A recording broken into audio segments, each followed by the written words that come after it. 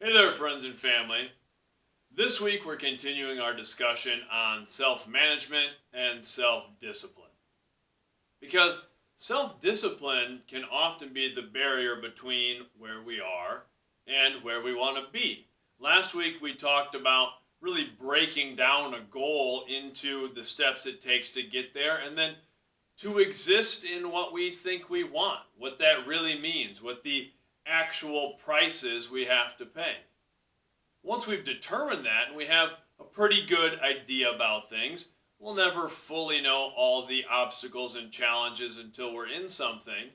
But once we have a pretty good idea, we need to start setting up some practices to get there. And one thing I talk with my students about and my athletes is the idea of task versus ego. This isn't my concept. I first learned about it when I was doing my graduate degree in sports science. So I learned about it from a sports motivation and sports training point of view, but it applies to anything in life. Anytime we're learning a skill or chasing down a new goal.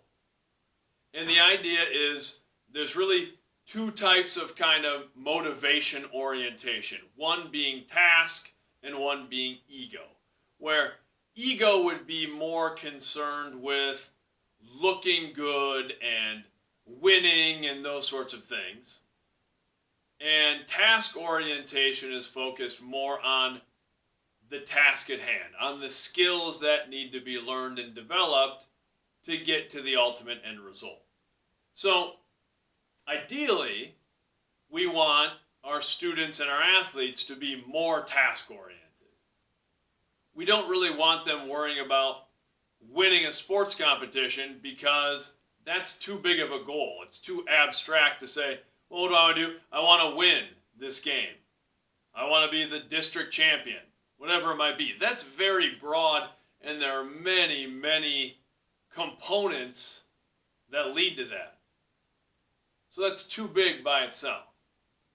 We have to break it down into small practices that are repeatable and practices that we can build upon to get to that end result.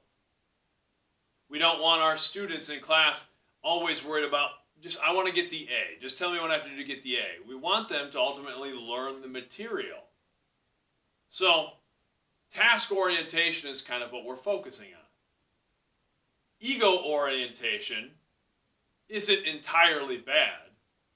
A little ego can be beneficial. It's hard to be great at something without wanting to be great.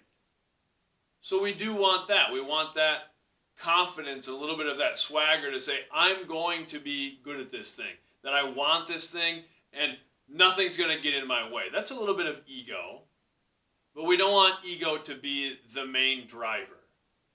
Because then in sports, it's wanting to compete against a lesser opponent because we know we're going to look good.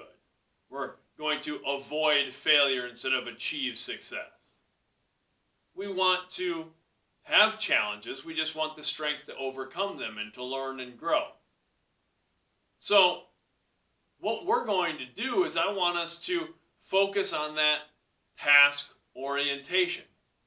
I want us taking the goal that we set up for ourselves last week, the thing we want to accomplish, now having broken it down into more manageable parts or things that we can understand a little bit better.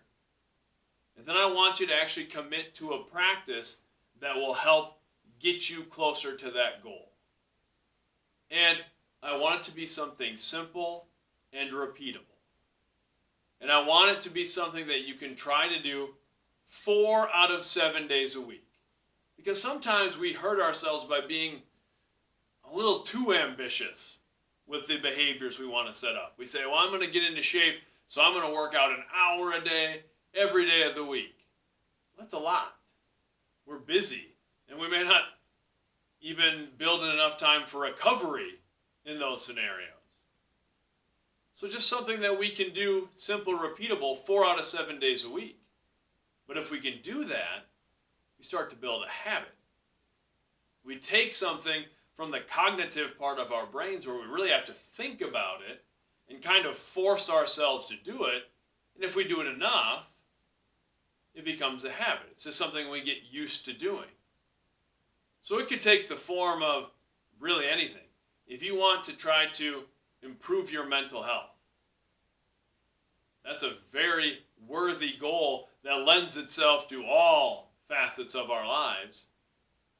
Set up something like bullet journaling about your feelings, or maybe talking to someone else about your feelings. Something that you can do 4 out of 7 days. If you're going to journal, you might have a day where you have a bunch of stuff going on after school and you had to work and you're busy and you didn't get to it, but then don't beat yourself up. Something you can do 4 out of 7 days. But something that if you do over time is going to lead you to where you want to go.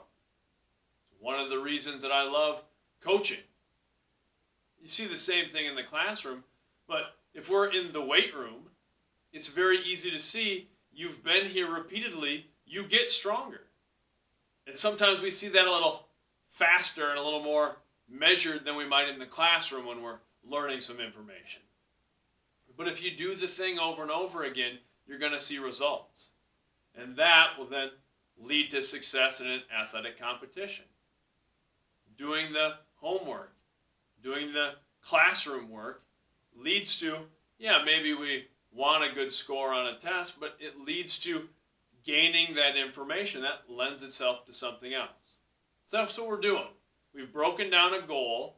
Now we're going to set up some behaviors to try to repeat. Because that's really more important than the end goal, is doing the little things, and that'll take us down the right path. Let's have a great one this week. Much love.